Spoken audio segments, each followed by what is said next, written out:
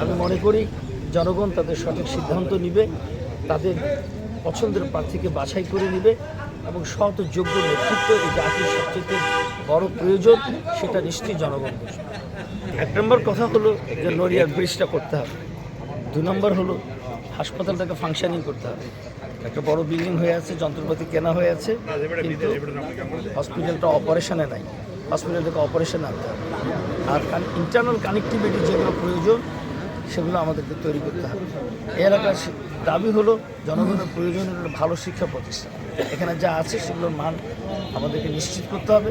নতুন করে বিশ্ববিদ্যালয় করার জন্য উদ্যোগ নিতে হবে। এই এলাকায় এখন এগুলোই আমি মনে করি জনগণের প্রয়োজন, আমাদের সব প্রয়োজনটা পূরণ করতে হবে।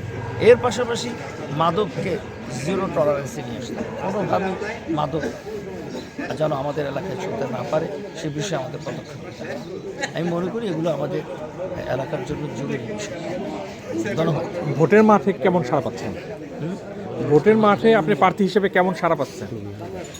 আমি তো ব্যাপক সাড়া পাচ্ছি। মানুষ পরিবর্তন চায়, মানুষের চোখে মুখে পরিবর্তনের আভাস আমরা পাচ্ছি। আমাদেরকে সেই পরিবর্তনের কাজটাই করে দিতে হবে।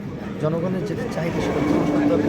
আর নড়িয়ার জন্য আরও স্পেশাল যে কথা আমার বলা উচিত সেটা হলো নদী শাসনের ক্ষেত্রে আমাদেরকে আরও বৈজ্ঞানিকভাবে এগোতে হবে, যেন আমাদের কর্মকাণ্ডের কারণে নদীর ভাঙন যেন ত্বরান্বিত না হয়।